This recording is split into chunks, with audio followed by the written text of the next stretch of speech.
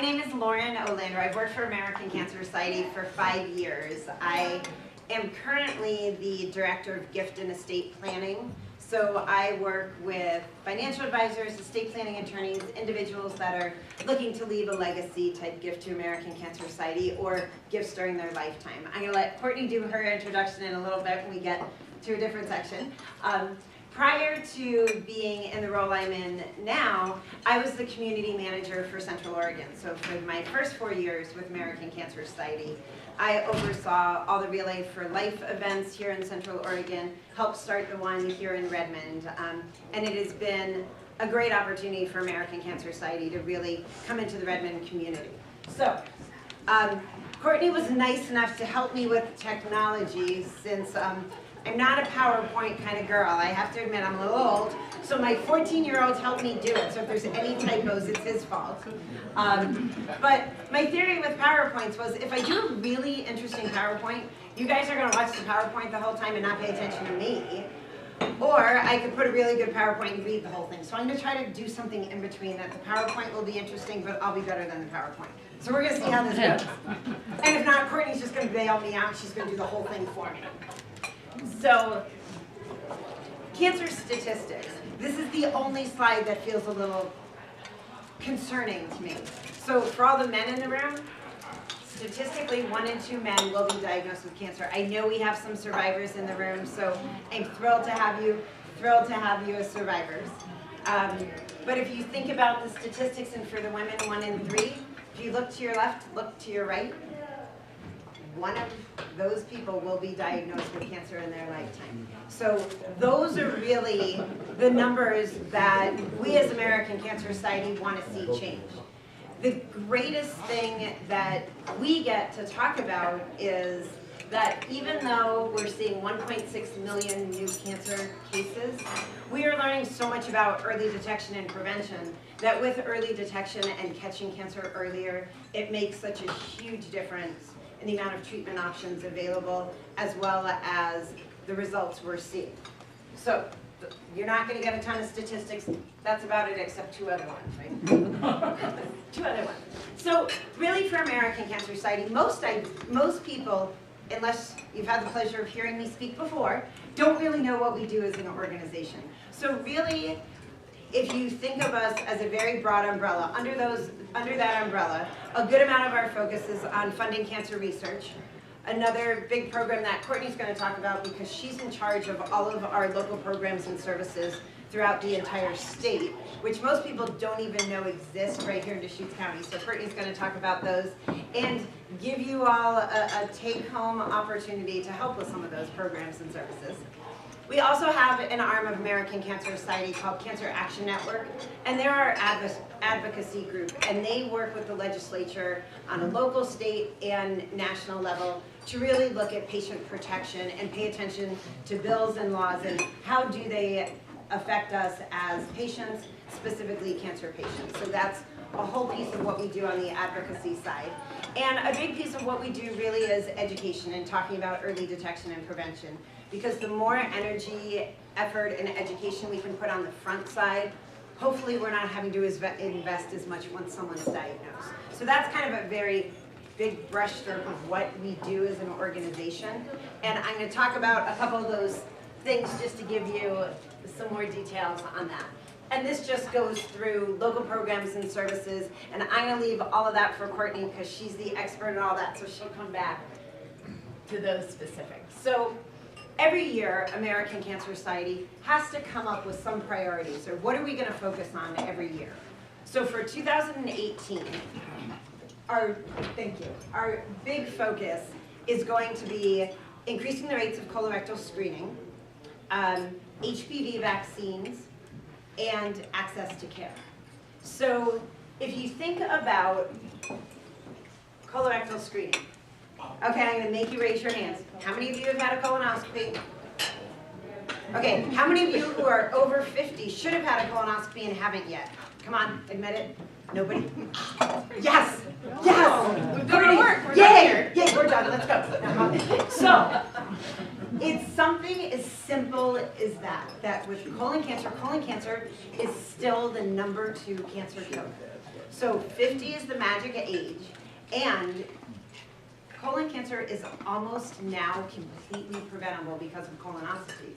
So if someone has a colonoscopy and you find that polyp early, the idea is we're finding things early enough before they get to the point of cancer. So logically, when I tried to have this conversation with my 13 and 14-year-old, I was like, okay guys, if you could actually prevent colon cancer by having a colonoscopy, what percentage of people do you think would have a colonoscopy? So of course the 13 and 14-year-olds say 100%. So when you look at the state of Oregon, we're at 61%. At least Deschutes County, we're a little higher at 64%. But what about the other 40-something%? So American Cancer Society, our goal and a push of everything we're going to be doing in education this year is about increasing those rates of colorectal screening. Because if we could get those rates to 100% across the nation, and colon cancer is the #2 cancer killer, it would completely change the face of cancer just by getting your colonoscopy when you're supposed to. So that's one huge priority for us this year. The second is HPV vaccine. So HPV vaccine can sometimes get a little dicey to talk about because typically when you say HPV, the first thing everybody thinks of is sexually transmitted diseases. And when you're talking to parents of young children in that age group that we're talking about when that vaccine is most effective, of 10 to 14, depending boy, girl, it kind of comes in that range. A lot of parents, the initial reaction is, my child's not sexually active, I don't want to talk about it. Well, that's exactly why you should be talking about the vaccine before they're ever exposed to HPV. And what we really need to do is change that dialogue, that HPV vaccine is not about sexually transmitted diseases. It's really cancer prevention. So the HPV vaccine can reduce the rate of certain cancers that are a result of the HPV virus by 80%. So, women in the room, if Courtney and I told you in our bag we had a vaccine that would reduce your chance of breast cancer by 80%, you'd roll up your sleeves and not even care if we sterilize that needle. You'd go, I want to reduce my risk by 80%, right? So as parents or grandparents in the room, those are the same, that's the same logic we need to be paying attention to with HPV, that we can protect that next generation against 80% of the cancers that come out of HPV virus. So it's a really big dialogue, just really educating people to understand that vaccine is cancer prevention. How long does that vaccine last? Do you have to get a booster for it at some point? So there's a 2-dose or a 3-dose, and it lasts for your lifetime. So you just have to have the vaccine once, but you have to complete either the 2-dose series or the 3-dose series. And the most effective time for that vaccine is between the ages of 10 and 14. But after that, you don't have to get any sort of boost or any other, any other sort of. And it's interesting because the whole point of getting the vaccine before children are sexually active is exactly that, to protect them so when and if they're exposed to that virus. Because I have 13, 14-year-old boys. I would like to think, yes, they're never going to have sex when they live in my house. But not really sure that's going to happen. But if I can at least protect them from a cancer prevention standpoint, why wouldn't I when we have that access? So that's another huge priority for us. Same thing, the statistics here in Deschutes County for children in that age bracket completing either the 2 protocol or 3 protocol vaccine is 30%. So I'm just gonna let you sit with that for a second. So like, I mean, think about it, with all that we can do from a cancer prevention standpoint, or maybe look at it the other way, all of the things about cancer we can't do that we don't have a vaccine for, when we actually have a vaccine, why are only 30%? So a lot of that we see is education. So that's where there's a very large push from the American Cancer Society throughout all our programs in education of really talking about this, because it's kind of a new concept for us to be able to talk about it.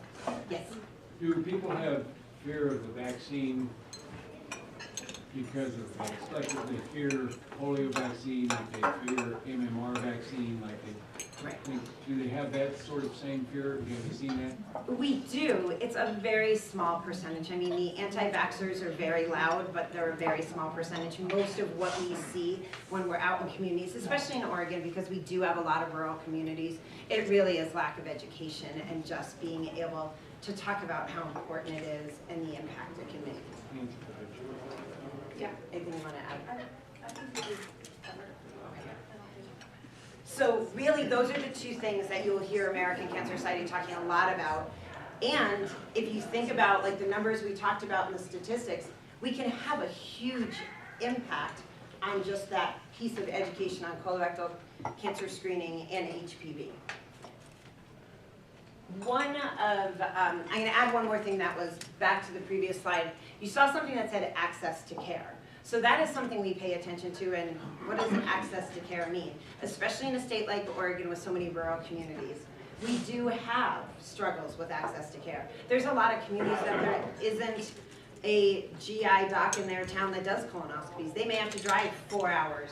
So we're really doing some education of what alternatives exist if they can't get a colonoscopy. What are other options they can do in their community for screening?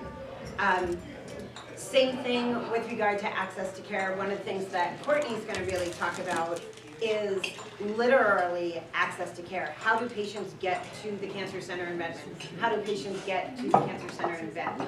So we have a program that's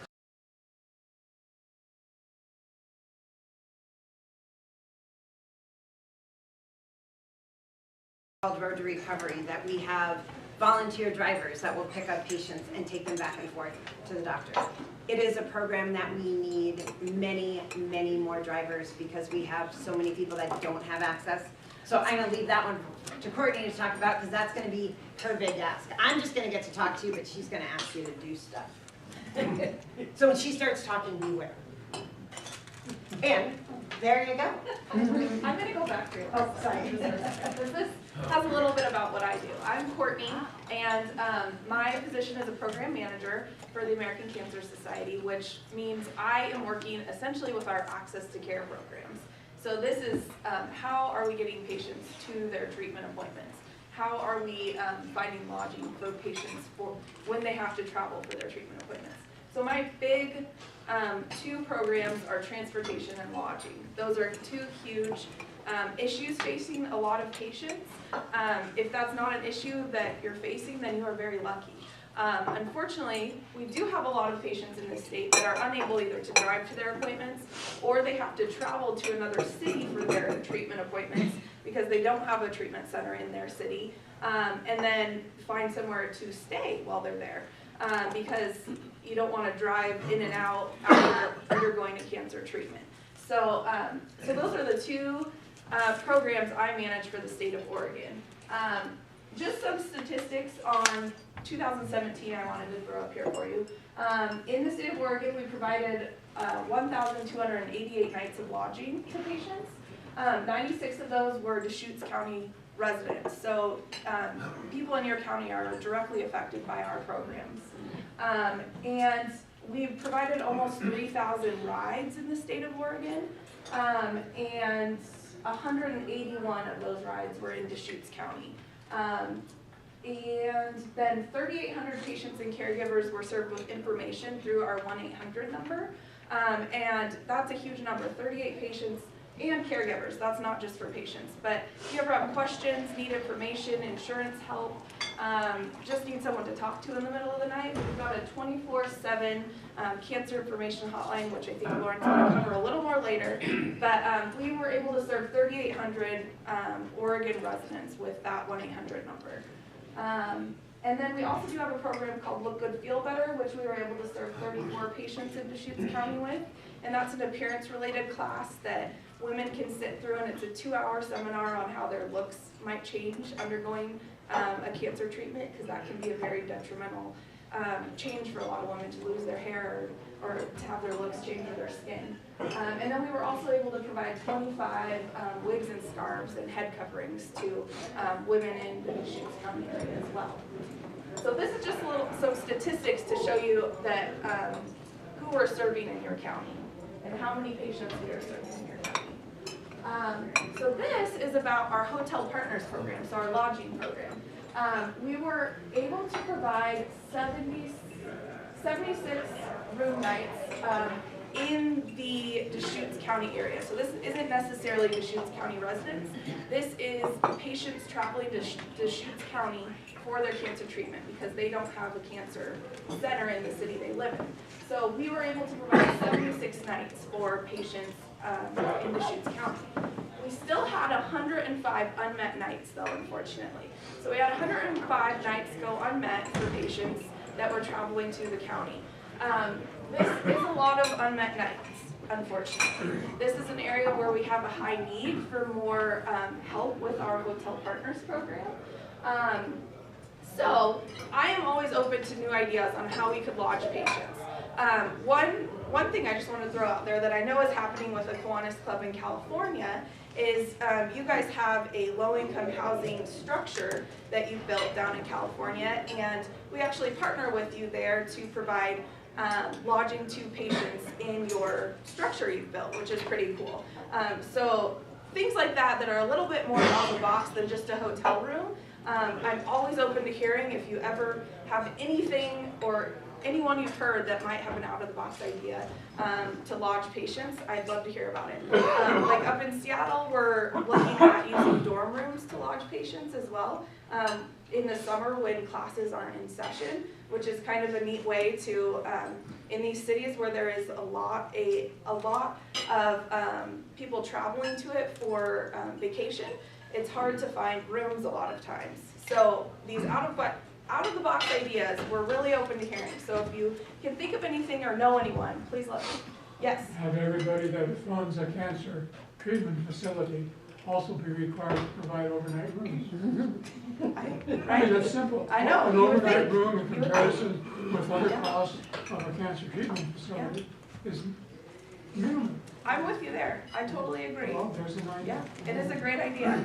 I mean, we We'll have to work require on it. parking spots for businesses downtown. Yeah. Why don't we provide beds for people who have to stay overnight? Yeah, yeah. And there are some treatment centers that do have housing for patients.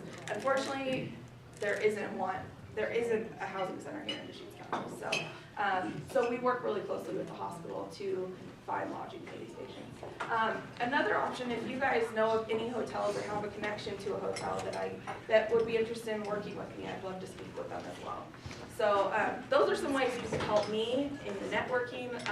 I work out of the Portland office. I come down here a few times a year. So I rely really a lot on Lauren because she lives in the area to help me with those networking things and meet the right people and find out who I need to talk to. So, but if you do have any ideas, I'm open to them. Next, I'm just going to talk about our Road to Recovery program. So this program, we serve 15 patients in Deschutes County and with 181 rides. And only 25 rides went unmet in this county, which is a very low amount of rides that are going unmet in comparison to some other areas in the state. So you guys really do have a low amount of unmet needs, but 10 of those trips were from the Redmond area. So patients needing to get from Redmond into Bend for their treatment appointment has become kind of a big need in the area. So so if you know someone who has a little extra time and is interested in driving patients, I would love to talk to them about our Road to Recovery program. And you can really set your own schedule. Monday through Fridays generally is when treatment appointments are happening. But if you do know someone or you yourself are interested in driving patients to their treatment appointment, there is a great need for the Redmond to Bend kind of drive for patients. But you guys really do have a low amount of unmet needs here. So if you do know someone who needs a ride to their treatment also, or lodging, if you do know someone who is struggling to get to their treatment appointments in town and needs a ride to them, we can help with that. So we are here to help with that. So Lauren is going to pass out a 1-800 number to all of you guys. But simply what they have to do to sign up is call our 1-800 number and say, I need a ride to my treatments. We don't really have any qualifications other than you need to be a cancer patient, unfortunately, and we need 3 days notice in order to set the ride up for you. So those are the only qualifications in order to receive a ride, which is different than a lot of other transportation programs where there's financial qualifications or other sorts of insurance qualifications, that sort of thing. So this, we're really open to anyone. We just need enough notice, and you have to be diagnosed with cancer. So if you do know someone who needs help with lodging or transportation, send them our way. That's what we're here for. And I think that's the end of my spiel, and I'm going to hand it back to Laura. Okay, so what I'm actually going to be are these plastic cards that have our 1-800 number. They also have our cancer.org number. And if every one of you were to take one and put it in your wallet, I guarantee if I were to come back and speak in 6 months, every single one of you would have a friend, family member, coworker, someone you know who's diagnosed with cancer. And how many of us have gotten that phone call, or you walk into work and you hear about a coworker who's been diagnosed and you feel completely helpless? You can't take their pain away, you can't go to treatment for them, but you can give them a lifeline. Take that wallet out of your card, take the card out of your wallet. You can take the wallet out and give it to them too, but take the card out of your wallet. And the 800 number is staffed. It is not volunteers, it is ACS staff that is trained. It's staffed 365 days a year, 24 hours a day. You can call for any reason. It can be a caregiver that calls that has a question. It can be your Aunt Betty in Tennessee was diagnosed and you just want to know more about what she's going to be going through. Typically when you call the 800 number, the first question they ask is what's your zip code? And while you're talking to them, they're pulling up in our system not only all the programs and services that American Cancer Society has, they often are networked in with everything else that's happening here, that if it's something you need help with that we don't provide, they can give you a resource or a referral somewhere else. So it is a lifeline. I've had many patients share with me that 2 in the morning when they can't sleep, they're scared, they don't want to wake up their spouse or put that burden on their spouse of telling them like, okay, I'm freaking out. They can pick up that phone. There are social workers, there are therapists, there are all sorts of trained staff 24 hours a day that can take your call and be that lifeline. So if there's nothing else you remember today, you have to remember to get colonoscopies at age 50. You have to remember how important HPV vaccine is. And remember that you have this card in your wallet, so if somebody needs something. So I'm going to quickly go through a couple other things just to give you some more about what we do. So big piece of what we do is fund research. And we're kind of like a startup company for new cutting-edge researchers. We typically fund brand new researchers that are doing cutting-edge work and no one's given them the chance yet to get their foot in the door because they don't have a track record yet. They're doing something so cutting-edge it hasn't been done before. So, because a lot of times these young researchers, when they apply to the federal government for grants or National Cancer Institute or National Institute of Health, they want to see that they have a track record. So it's kind of like when you try to interview and get your first job and they say, you have a great resume, but you don't have any experience. And you're like, well, how do I get the experience if you don't give me the first job? So it's kind of the same thing. So I was really lucky. I was in Eugene last week and I had been working with a family foundation in Portland that wanted to make a gift and they really wanted to set up a legacy and have their children and their grandchildren see how important giving back was. So they actually decided to fund one of our researchers at U of O. So I got to go spend the day with the researcher last week, and she had gotten funded in the fall. So I got to visit her lab, meet her staff, and hear all about the cutting edge work she was doing, which was really fun for me to be at the front end of funding that research grant and then actually meet this researcher. So just to let you know, our researchers are not all old white guys with white long lab coats. Most of them are, sorry, they don't all look like Albert Einstein, I'm sorry. But they are doing some really cool cutting edge stuff. So, okay, so how many Duck fans in the house? There's gotta be like half the room, right? Okay. No way. Okay, so these are not Duck. Okay, so I'm gonna stand over here when I tell this story. It's safer over here. So, I got to go up to U of O and meet this researcher, and I got this 2-hour tour. I'm staying over here. You guys scared me? He's gonna protect me. So, do any of you guys know anything about zebrafish? Yeah. Okay. So So zebrafish are like the new cutting edge organism that scientists are using to study. For a couple reasons. Number one, they're less expensive than mice. They're not as cute and fuzzy, so the activists don't care as much about zebrafish. And the really cool thing is that zebrafish are almost translucent. So the scientists can actually like watch their digestive system or watch their reproductive system or whatever it is that they're using zebrafish for. So I got a 2-hour tour of the U of O zebrafish facility, which I didn't know there was 2 hours worth of things to know about zebrafish. I will save you the details. But the cool part you're going to be fascinated by, if you didn't already know this. The U of O zebrafish facility is so cutting edge facility. It is actually the map and the role model that every other zebrafish facility in the United States is modeling themselves after. Did you know that about your zebrafish facility? See? Learn something new. Now, I have not yet been to Oregon State to find out what they were doing with zebrafish, but I will report back. I promise. You would be overwhelmed. I was overwhelmed by the U of O zebrafish. I don't know if zebrafish can overwhelm me anymore. OSU changes their stripes. I even got to corn. Okay, so I got to tell you. So in the zebrafish facility, they have a zebrafish nursery where they're like, they were 2 hours old, and I'm in there with this one scientist, and she's looking at the thing, and she's like, and these are the zebrafish that are like a day old, and she's like looking at them like they're these cute cuddly things. I'm looking at the tank, and I can't see shit. And I'm like, oh, she can see the fish, and I can't see the fish. So then I'm like, can I see a little older fish? So she's like, okay, these are the 2-week-old fish, and they're like this little speck, and I'm thinking, oh man, I'm getting old, I need glasses. But they also have a zebrafish retirement facility. In the lab, there's Go Ducks! there's an entire section of zebrafish. If they are over 300 days old, they're in the retirement facility and have their own veterinarian that cares for them. Now you know we don't have enough housing. There you go.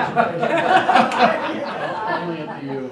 So it is very cool, the research that we do and how we fund researchers. And these researchers are so thrilled to be out there that, in all honesty, if anybody's ever fascinated by zebrafish and you want to tour the facility, call me. I will get you to go see the zebrafish, and then you can come back and do a whole speech on zebrafish. So earlier I mentioned advocacy. So everybody can be a part of American Cancer Society and be a voice. Some people do it by getting involved in community events, getting involved in Relay for Life and fundraising events. Some people do it as volunteers working with Courtney and some of our programs. But also we have a whole army of folks that really use their voice to be heard in the legislature. So Courtney and I were up at the state capitol 2 weeks ago. I think it was like 2 weeks ago. Is it already 2 weeks? And two of the bills that ACS is taking a position on right now is transparency in pharmaceutical pricing. Because right now, the way it works with pharmaceutical pricing, when you are looking at an insurance plan or pharmaceutical plan, the insurance companies are not required to disclose the price of medication to you in advance. They may say, well, it's 20% of cost. Well, if you don't know what cost is, that would be like, imagine going to buy a car at a car dealership and they say, well, it's going to cost you 20% of cost, but they don't tell you what cost is. Well, it doesn't really matter. You still don't know if you can afford it. Also, insurance companies, you know, when all of us that have like open enrollment that every year you can change your plan. Insurance companies, they're allowed in the middle of the year to decide they don't want to cover your medication anymore. And for cancer patients, some of those specialty drugs can be, you know, $20,000, $30,000 a month. So to sign up to an insurance plan that you have no idea what the cost is going to be, and then 6 months in after they've been covering it, they can stop covering it. American Cancer Society kind of thinks that's not exactly fair to patients. So we are working on a bill to have transparency, that there would literally be a formulary that insurance companies would have to disclose upfront the pricing. So if you were looking at a plan, you know what medication you're taking, and you could actually see what the price is going to be before you make that decision. So that was one big one. And the other one we were talking about, which kind of goes back to that access of care, is there's a program called ScreenWise that allows for uninsured women to get mammograms and cervical screenings. And funding has been cut on that at a federal level, and our position is it is much more cost effective to catch cancer on the early end through an early detection test than the cost of what it's going to cost when someone's stage 3 or stage 4, or the cost of their life. So we're looking to increase that funding as well. So that was something Courtney and I got to be at the state capitol and meet with legislators and representatives and talk about that. So I know you guys said 15, 20 minutes, but anybody that knows Courtney and me especially, I could talk to you for like 3 hours about the work ACS does and a whole hour about zebrafish, but I won't.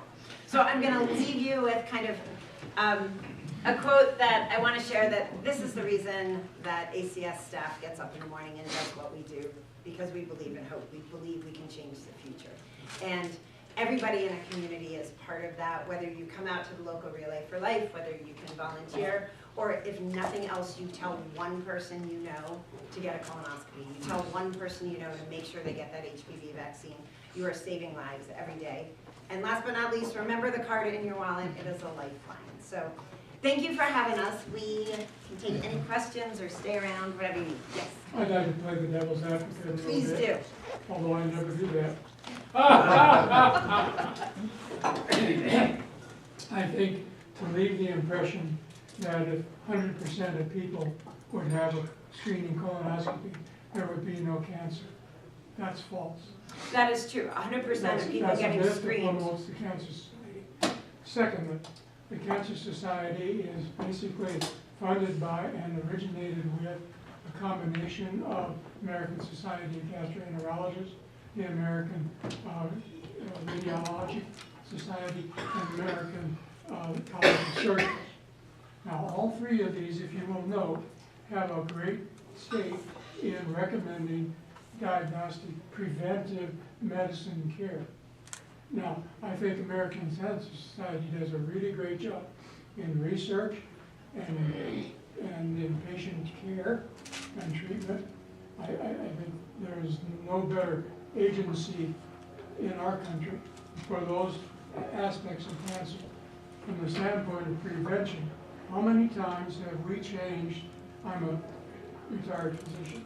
How many times in my 8 decades have we changed the recommendations for who should and how often we get mammograms, colonoscopies, etc. Used to be get annual chest x-ray because of lung cancer. The point I'm trying to make is that a lot of preventive medicine utilizes a lot of medical facilities and making it difficult for people who have illnesses to get an appointment and get in and get treated. We've forgotten about the fact that you can measure blood very simply in feces, and there are very few, particularly advanced colorectal cancers, that will not show blood in the feces. And on that point, if I can just add something, you are right on that, and that's why one of the things that we do when we talk about access to care is we do a lot of education on a FIT test or other alternative tests that are available. Well, you mentioned nothing here except promoting colonoscopy for 100% of people by the time they're 50. So if you guys are willing to stay for another half an hour, I can expand on all those slides. But you are right, and it is one of the things that some of the programs that we work on is talking about alternative tests, talking to your doctors. Are there other options that are either less invasive, more cost effective, or like you said, don't take up the time and the resources? The challenge with that one particularly, right now, that example that American Cancer Society is involved in, the way the Affordable Care Act was written, if you have a FIT test, you have something other than a colonoscopy, and it comes back with some showing that you then need to have the colonoscopy for further diagnostic, the way the Affordable Care Act is written, your colonoscopy is no longer considered, it's now considered diagnostic, so it's not covered by So insurance. let the Affordable Care Act dictate medical care. Understand that, but it is a reality, so it is It something doesn't we have to do be a educate. reality. Unfortunately, I can't change that yet, but thank you. You do make some good points though Yeah. about the FIT test, because if everybody who needs a colonoscopy were to go get a colonoscopy, we don't have the resources in the Right. country to do it. It's true, so we definitely need other options for. Well, I know we have the resources. alter- If everybody that needs a colonoscopy can't get one, I it's agree. because a lot of people who don't need a colonoscopy are already taking up the facilities. Yeah, so the FIT test is a good way around that though, it's a less expensive, easier option to test it. Yeah, it's true. I have some feedback for your 14-year-old son. Okay, Brevity and larger font size. I realized that when I was standing in the back of the room earlier and I was pouring the water, I stood back there and I said to Courtney, maybe I should just ditch the whole PowerPoint because I think the font is too small. We'll send So our thank you. feedback to him. That's because his eyes are fine and mine, I can't see it. I was standing in the back of the room and that was the first thing I said to Courtney is, oh man, the font's too small. Yes. What is the current recommendation on colonoscopies? I was once told that once I reached age 70, I wouldn't need them anymore. Now I think they're telling me that's not true. Yeah, so right now it's after the age 50 every 10 years is the suggestion for colonoscopies. I think it's to the age, I have to double check, but I think there is an age limit. I have to double check what it is though. I think there is an age cutoff though, but is it 65? So my dog. It'll change depending on what happens insurance-wise to longevity. I mean, the reason to cut it off is the fact that, well, you're gonna outlive your cancer, or you're gonna die before your cancer becomes significant. We need to kind of wrap, we're not gonna Yeah. solve it unfortunately. I would love to solve it. Thank you, Rob.